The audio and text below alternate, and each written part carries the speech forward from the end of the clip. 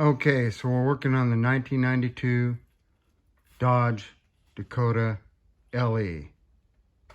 And I have a little trouble with the torque converter. I haven't seen any videos on this yet. I've got a strange problem going on here. So I thought I'd touch base again. I cannot pry this out, and my book says keep it clamped in while you're removing it so it don't fall out. Well, I actually had it hanging from my hook here on my thing, and I still can't get it to come out. And I've been prying on it with pry bars. Still won't come out. So what I'm going to try is, these are test ports. This one, and this one. And I'm not sure what that is, okay? I think that's probably the governor right in there. Anyway, I know there's the three of them, so I'm going to try taking them out, because the only thing I think that's holding this in is suction. In other words, the transmission fluid is keeping it held in. Yes, I've drained it, had the pan off, but there's something holding this thing up, and I'm not sure what. So I'm going to try and find out. Hopefully it'll come out today. I do have the final drive built. I guess you leave your tool in until you're ready to install it back on the transmission here. I've heard other people say you should take that off before you even pull that off, but I was trying to fix it so I could lift it by hand up on the bench, so I went ahead and pulled that off and finished it first. It all specs out.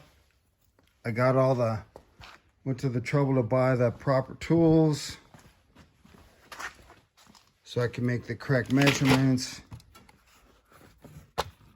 That one, special tool there, and the other one here.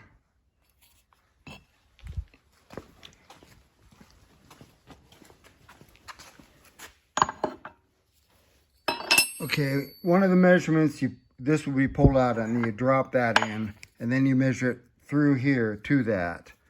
I think I might have mentioned that before. And then you measure with this in 4 different places around here. And that's what decides the size of your thrust washers. And when you measure it with is that, your dial indicator, to 1/1000th of an inch, okay?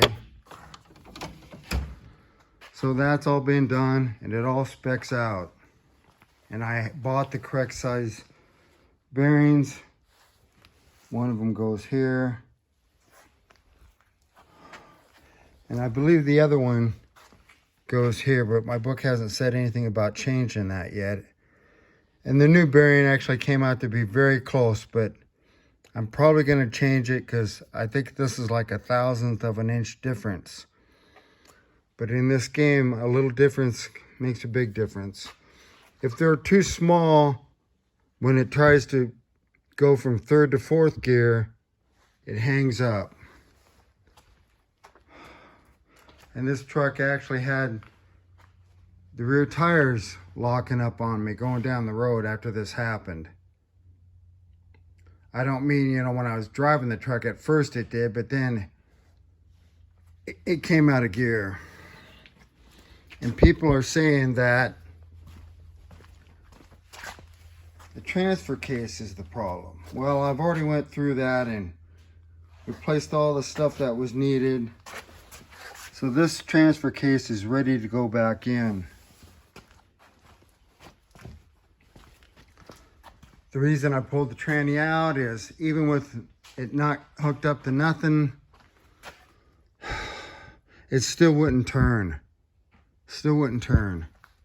So no matter what gear I put it in, this would not move.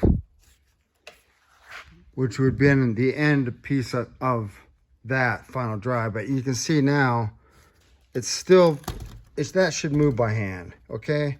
I can do it with a pipe wrench, turn it. But I've worked this transmission 7 years ago, so it's actually lasted a long time. Mileage wasn't great, 31,000, so I beat the average warranty in a number of years, but not miles, because they usually go to 36,000 miles on these transmissions. So that's where I'm at. I got to get that torque converter out. If I have to, I'll pull the pan off and try coming in from the backside, but you know, the pump's right there. And I can't get the pump loose unless I get the torque converter out. Anyway, so I'm in quite a pickle on this. I have been working on it for a while. I've pretty much been wrestling with it.